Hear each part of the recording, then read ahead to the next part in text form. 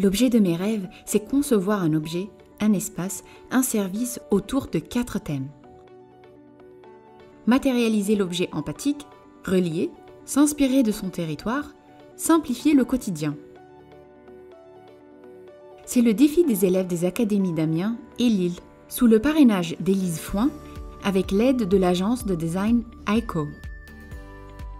La démarche design,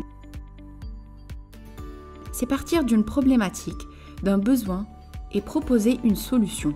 Les profs nous ont donné plusieurs thématiques et par rapport à ces plusieurs thématiques, on devait faire des propositions. Donc par exemple une assise pour manger ou pour tout simplement être dans la cour. Une problématique a émergé. Quel objet pourrions-nous créer pour permettre aux élèves de s'identifier tout en étant multifonction et indispensable? C'est une méthode créative en 4 étapes. 1. L'analyse. C'est observer et faire preuve d'empathie pour collecter et prendre en compte toutes les composantes d'un sujet. 2. L'idéation. C'est imaginer un maximum de solutions grâce à l'intelligence collective et en laissant libre cours à la créativité. 3. Le développement.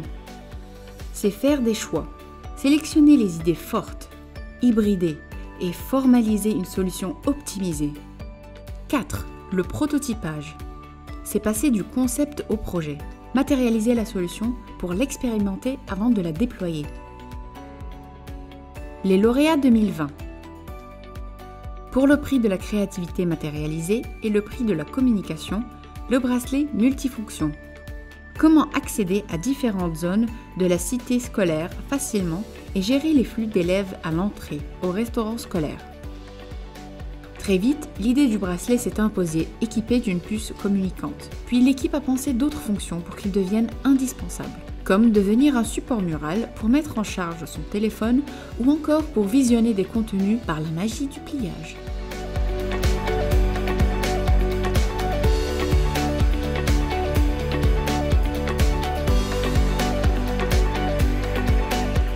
Prix, coup de cœur du jury, le porte-béquille. La problématique, comment ranger les béquilles dans la classe? La réponse trouvée, les placer verticalement pour la sécurité de tous, mais aussi sur la chaise au plus proche de l'élève.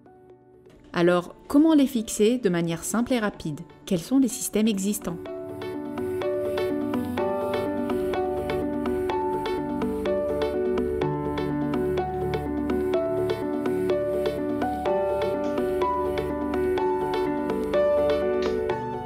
Prix de la créativité simplifiée, FunShop. La problématique, comment améliorer l'expérience client est passée de l'achat corvée à l'achat plaisir. Les questions se posent. Utiliser un panier, un caddie, quelles sont les étapes et les dysfonctionnements éventuels?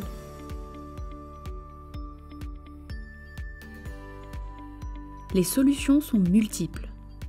Une poignée réglable pour s'adapter à la taille de l'usager, un QR code pour simplifier le déverrouillage du caddie. Le 2 en 1, c'est à la fois un panier et un caddie pour faciliter le déplacement et le transport.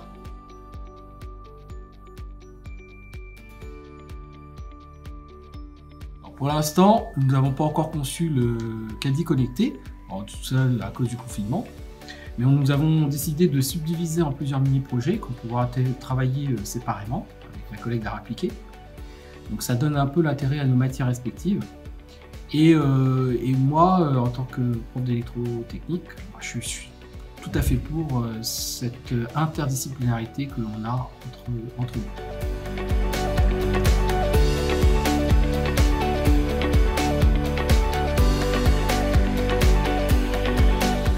Prix de la créativité s'inspirer, le lieu de mes rêves.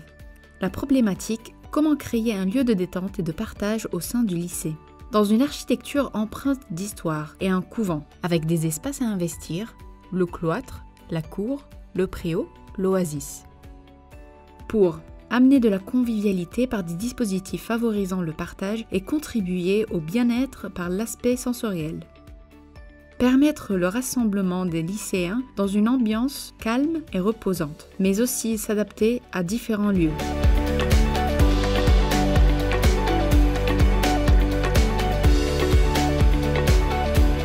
Prix de la créativité reliée, ma cité nomade. La problématique, imaginer de nouvelles façons de se déplacer.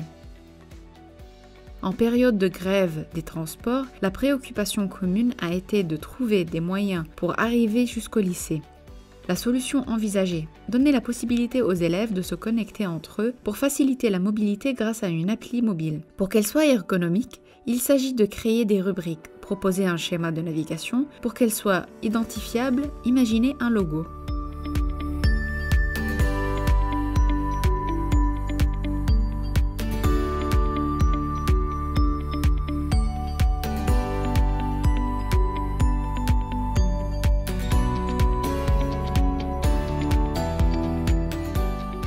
Prix de l'intelligence collective, Pride. La problématique, comment changer de regard sur l'appareillage auditif? Alors, dans ce concours, nous avons décidé de travailler autour de la surdité. Les personnes atteintes sont souvent équipées de prothèses auditives. Après avoir observé l'esthétique d'un appareil auditif, nous avons pu constater qu'elle était fade, dépourvue d'originalité, trop visible, trop volumineuse et trop simple. Et si, au lieu de chercher à la dissimuler, il devenait une parure, un bijou? Se pose la question de la facilité d'utilisation de la fixation sur l'appareil. Avec un scratch ou par adhésif au risque d'endommager l'appareil. L'idée du système de fixation, par clipsage, s'est imposée.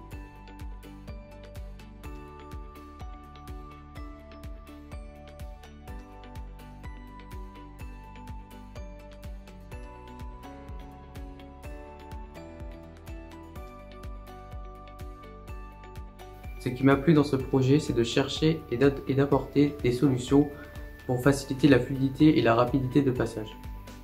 J'ai aimé que l'on réfléchisse à la création de l'objet et qu'on lui détermine étape par étape des fonctions qui n'existent pas encore et établir un cahier des charges. Ce qui m'a intéressé, c'est de réfléchir à des problématiques concrètes du quotidien et de répondre à un cahier des charges. Je suis content qu'on ait réussi à concrétiser une idée viable et qui répond à nos besoins. Ce qui m'a plu, c'est de travailler en groupe et de mutualiser nos idées. Le style, c'est l'activité qui m'a plu le plus parce que c'est là où on a pu échanger toutes nos idées, on a pu faire un travail collectif, en fait, on a pu faire un travail de groupe.